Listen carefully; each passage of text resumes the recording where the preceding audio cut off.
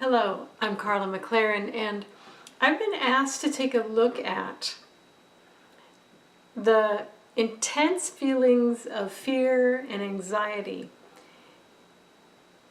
that are coming up for people in response to the possibility of nuclear war with Kim Jong-un and between him and American President Donald Trump. And I have many things to say about it, but first let's look at the emotions. 1, fear. 2, anxiety, and I'm going to say 3, panic and terror. Because fear helps you orient to change, novelty, and possible hazard, and a nuclear war that hasn't happened yet is a possible hazard. So there is the need for panic to come forward. And again, you can go back and look at each of the videos for these emotions: panic, fear, anxiety. So there's a need for panic to come forward and start thinking about how we can deal with this possible mortal damage event, that this could be fatal to us, to the planet, to North Koreans, South Koreans, anybody in that whole area. So we've got panic, whose job it is to save our lives, right? Panic when there is hazard. Fear will say, okay, panic, fear says, I've identified it, boom, it's panic's turn. But because it hasn't happened, panic can't do much. So panic is a very active emotion. All of the fear emotions are very active. So panic is supposed to fight, flee, or freeze. And you can't fight because nothing's happened and you don't have nuclear capacity, right? You can't flee because it's a planetary event. And so what I'm seeing is people are freezing, right? And that's good. Of the 3, that's a good panic response. However, it hasn't happened. So people are stuck in this frozen place that isn't really working for them. Sort of, I also need to go to work and take care of my family and eat, right? So what I want to say is, I would never ask you to tell an emotion that has come up for a very good reason to be quiet. And at the same time, this panic isn't helping because there is not an immediate threat to your physical life, and that's panic's time to shine. So the fact that there's nothing happening now means that there's another emotion which is appropriate at this time, and that is the forward-looking fear of anxiety. Right? In the fears category, anxiety looks forward to a future that hasn't happened yet, but fear alerts it to say this could happen, right? And with anxiety, what you want to do is start planning, okay? And so how do you plan for nuclear? Well, I don't know. You could dig your what were those underground bunkers? You could dig your bunker. But again, we have faced so many nuclear crises in America. I was just looking back at the Cuban Missile Crisis and the nuclear detonations all throughout the states, the Bikini Atoll. We have been flirting with nuclear destruction for, let's see, 1942, right? I'm counting. It's been decades and decades that we've been playing this absurd game. And yet, something always keeps us off the edge of it. So it is certainly, anxiety would say, it is certainly a possibility, considering the fact that so many humans don't know how to work with their emotions, they don't know how to regulate them, and they don't know how to work with them. They don't know how to work with the shadow, they don't know how to work with hatred, they don't know how to work with anger, or rage, or violence, or panic, or sadness, or shall I keep going, right? So instead of doing the internal work that they need to do to become better humans, they instead move toward violence and then more violence and stepping up the violence and moving. And what I want to say for you who are feeling panic and anxiety and fear is so are they, right? And they are going to the fight aspect of panic, right? They're not freezing. They're moving to fight. And that's also a thing you could do, right? I think something that may help is to welcome these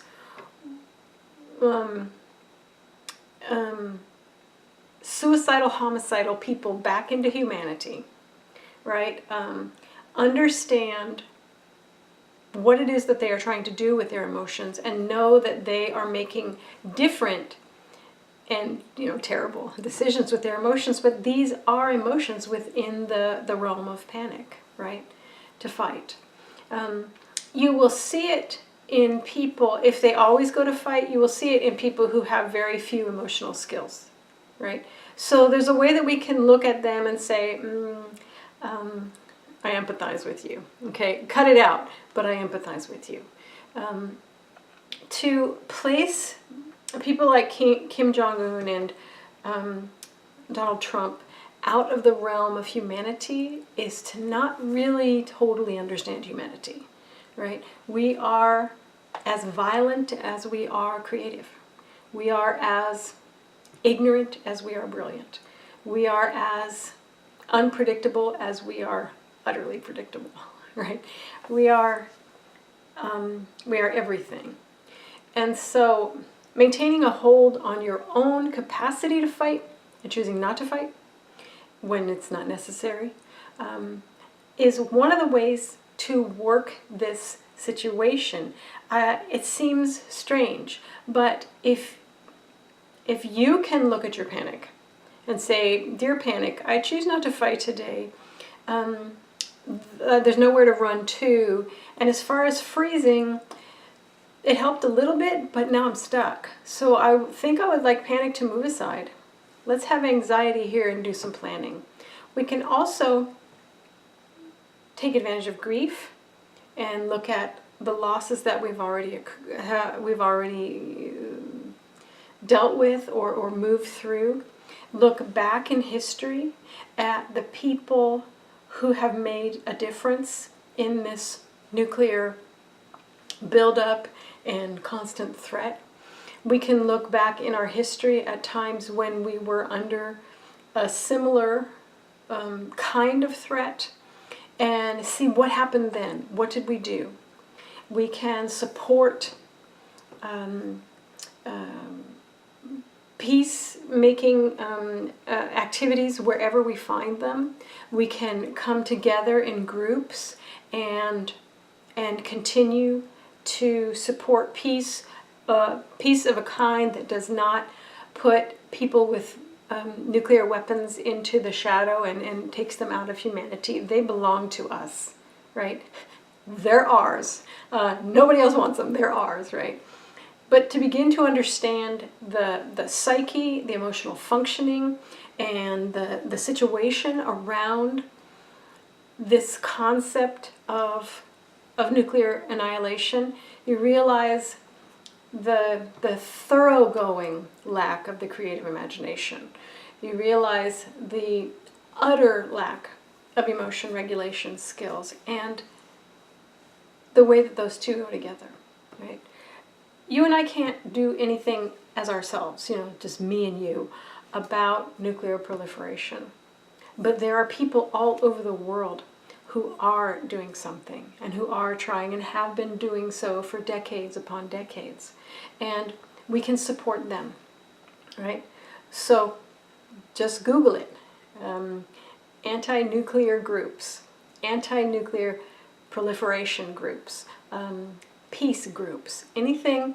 What you want to do is give your anxiety something to hold on to, something to plan for, a way for you to engage with others, get out of your frozen state, engage with others, and start thinking creatively about how do we engage with this absolute truth of human nature, absolute 100% truth of human nature, that so many people are so out of options in terms of their capacity to manage their human lives and their human issues and their human emotions, that they go to extreme violence, right? How has that been worked on in the past? Who has found ways to deal with that? Because this is nothing new. This is nothing new. It feels new, but I think we forget about the constant fear and anxiety and panic events that go through American life and life on this earth, right? We tend to remember the fashions, but we don't remember the people on the streets who are dying, right? We tend to remember the music, but not the missile crisis. Do you know what I'm saying? We tend to have a very, very selective memory for the kinds of problems we've been in the past in America.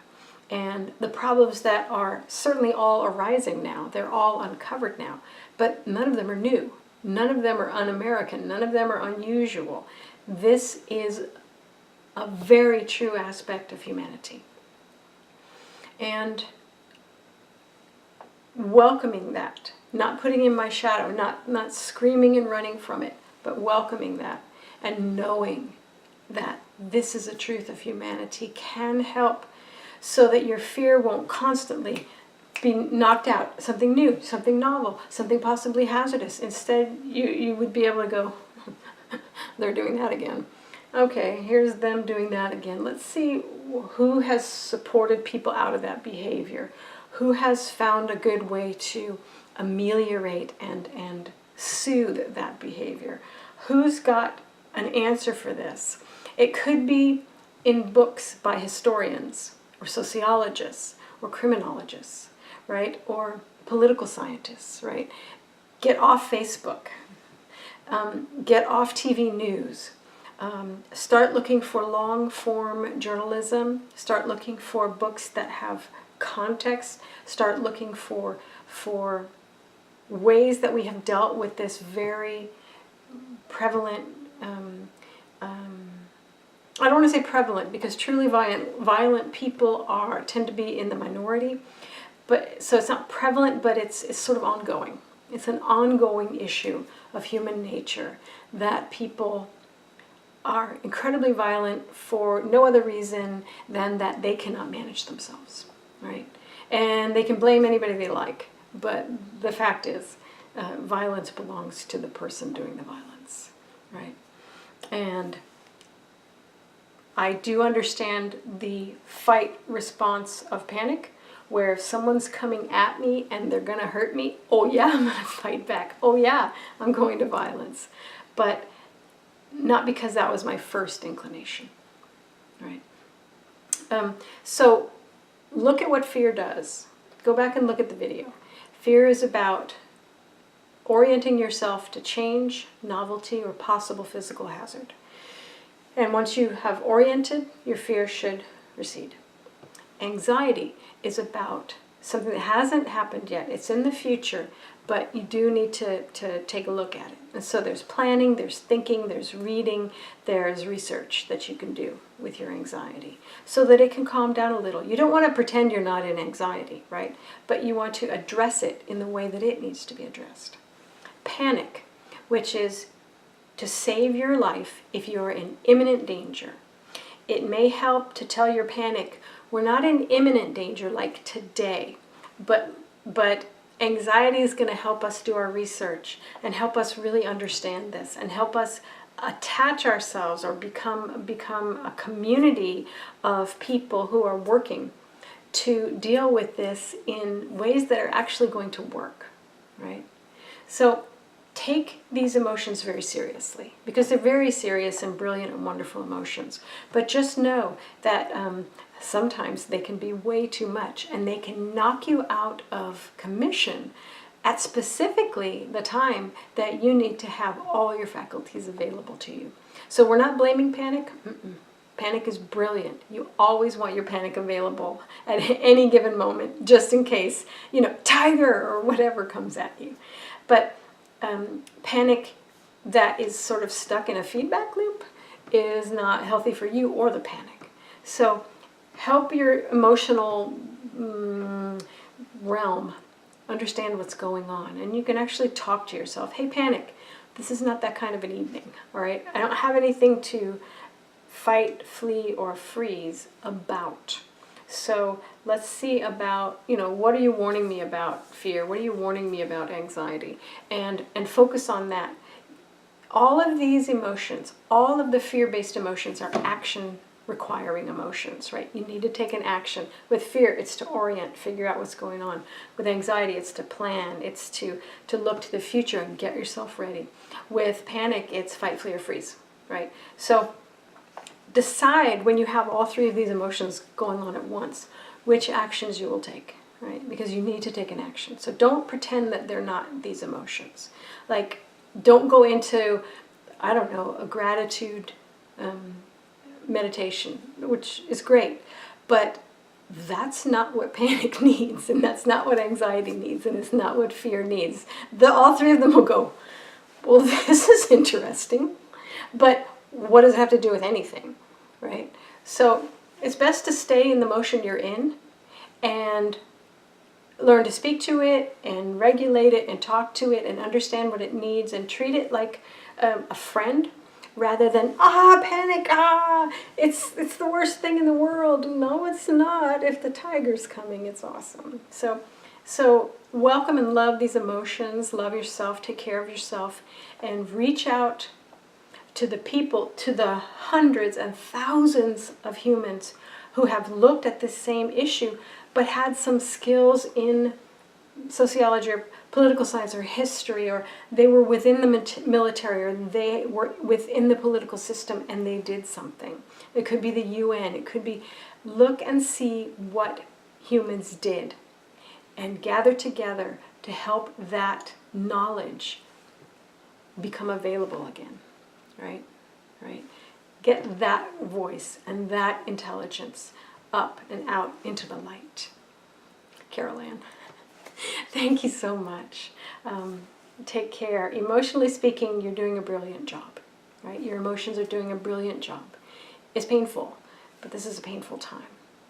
So learning to regulate and work with your emotions is going to keep you healthy and well and on your feet, even while so many people around you are falling apart. Thank you for bringing more emotional intelligence and more healthy empathy into a world that needs it now. See ya.